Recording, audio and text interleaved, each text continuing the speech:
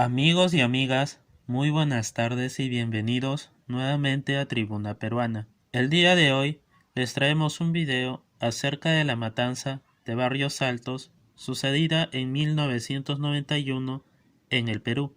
Nosotros sabemos que el 3 de noviembre de 1991, integrantes del destacamento Colina, de 6 individuos encapuchados, conformado por miembros del ejército peruano, incursionaron en una casona ubicada en el Jirón Guanta 840 en Barrios Altos, Lima, y asesinaron a 15 personas, entre ellas un niño de 8 años, y dejando heridas a otras 4, que se encontraban realizando una fiesta popular por la organización de una pollada bailable para reparar el desagüe de la casona. El destacamento Colina ingresó intempestivamente a la casona, les pidió a todas las personas que se tiraran al suelo y seguidamente les dispararon cerca de 2 minutos seguidos, ultimando incluso hasta un menor de edad y dejando paralítica permanentemente a una persona.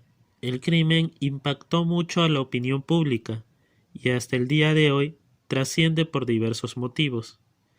El objetivo de estos 6 individuos era una reunión de senderistas, que en realidad se realizó en el segundo piso de dicha casona, y no en el primero donde se hizo la pollada. Este hecho supuso la primera acción de Colina, un escuadrón integrado por oficiales y suboficiales del ejército, que ya habían tenido experiencia en la realización de ejecuciones extrajudiciales por órdenes del gobierno de Alberto Fujimori.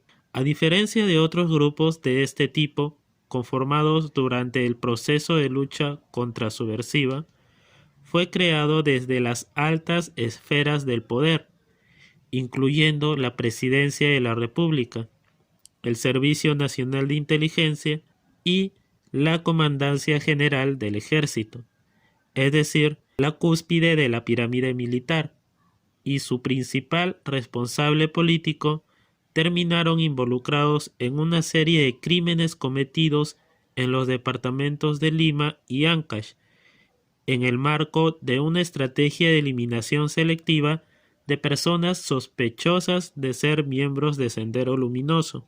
Cabe remarcar que, acorde a las sentencias emitidas por el Poder Judicial, en este caso, las personas ultimadas hace más de un cuarto de siglo no eran terroristas. Se trata de un caso que buscó ser ocultado en diversas maneras. Las primeras reacciones de los jefes militares citados ante el Congreso de la República en 1991 por la comisión designada para responder por este caso fue tratar de imputar la autoría del crimen a los grupos subversivos o a cualquier otro agente armado, descartando la participación de miembros del ejército. En diciembre, la comisión inspeccionó el edificio donde sucedieron los hechos, entrevistó a los heridos y realizó demás investigaciones. Sin embargo, no pudo completar su tarea debido al autogolpe que ejecutó Fujimori el 5 de abril de 1992, en el que disolvió el Congreso. El Congreso Constituyente Democrático, elegido en su lugar en noviembre de 1992, no continuó la investigación y publicó las conclusiones preliminares que se habían logrado, una vez que se supo que los autores eran los mismos involucrados en la matanza de La Cantuta.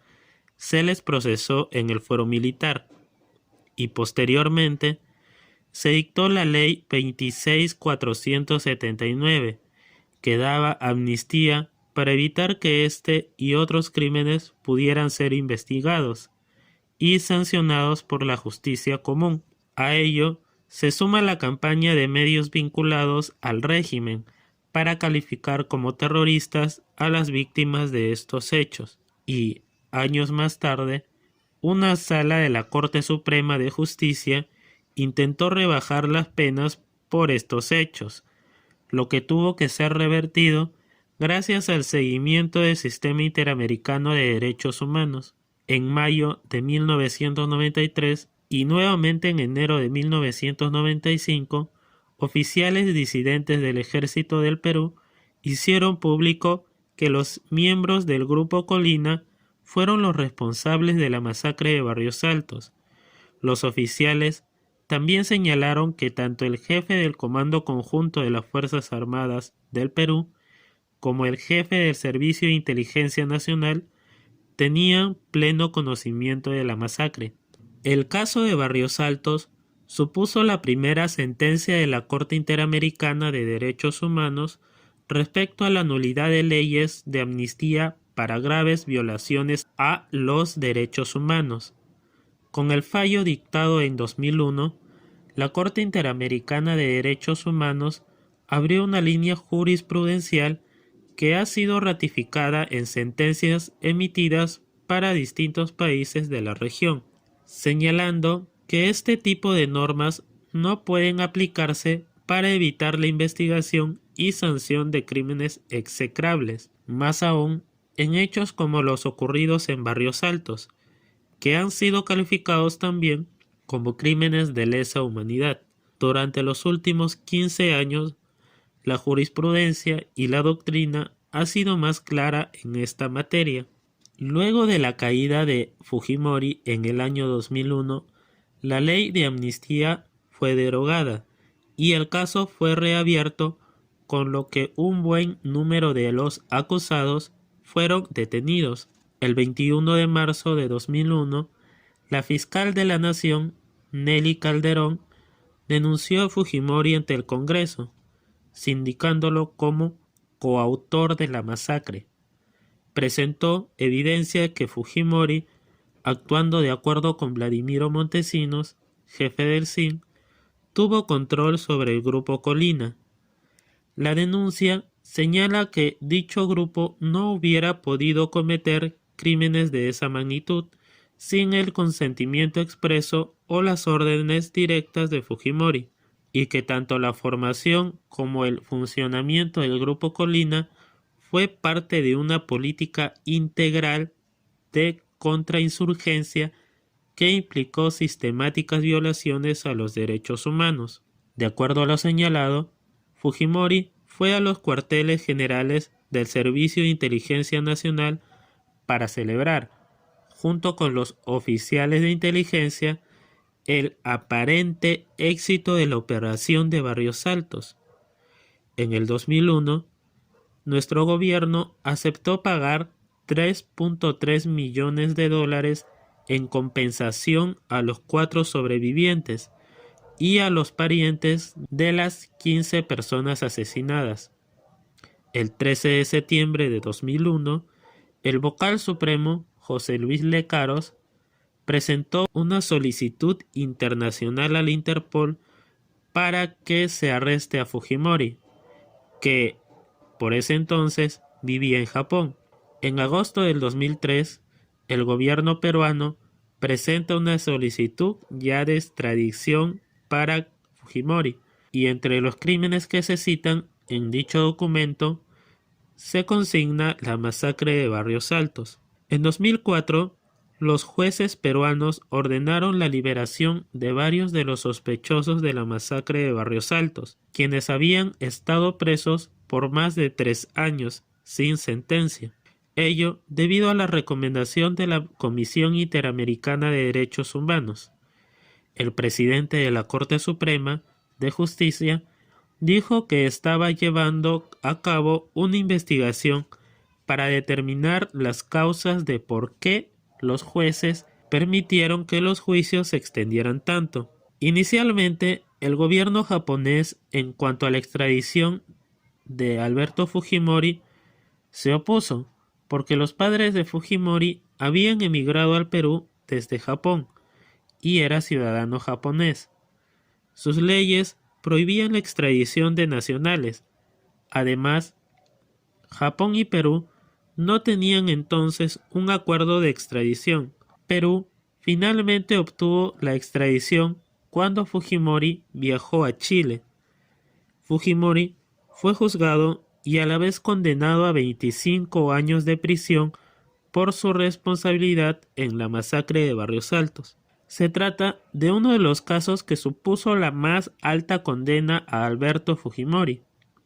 Durante el impecable proceso judicial que se siguió al personaje que gobernó nuestro país entre 1990 y 2000, se demostró el conocimiento y consentimiento que tenía hacia las actividades emprendidas por el destacamento Colina. Asimismo, al calificarse accesoriamente este asesinato como un crimen de lesa humanidad, se evita que el exmandatario busque refugiarse en cualquier figura legal para tratar de evadir su condena.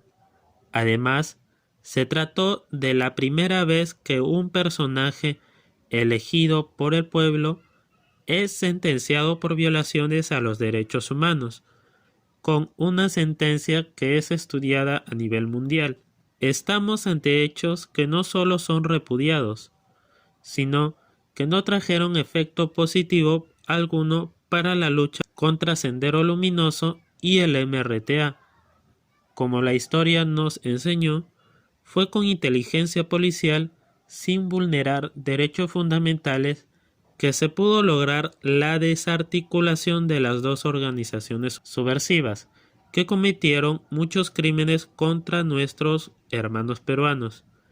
Lo ocurrido hace más de 25 años debe recordarse como un símbolo de aquello que jamás debe hacerse para enfrentar a la criminalidad y al terrorismo.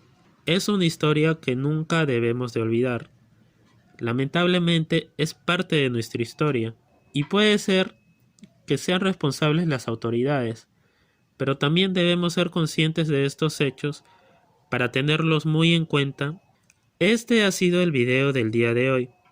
No olvides suscribirte, activar la campanita para que YouTube te notifique cuando subimos nuevos videos, además de darle like y compartir este video con todos tus amigos para que sea de utilidad para todos ustedes.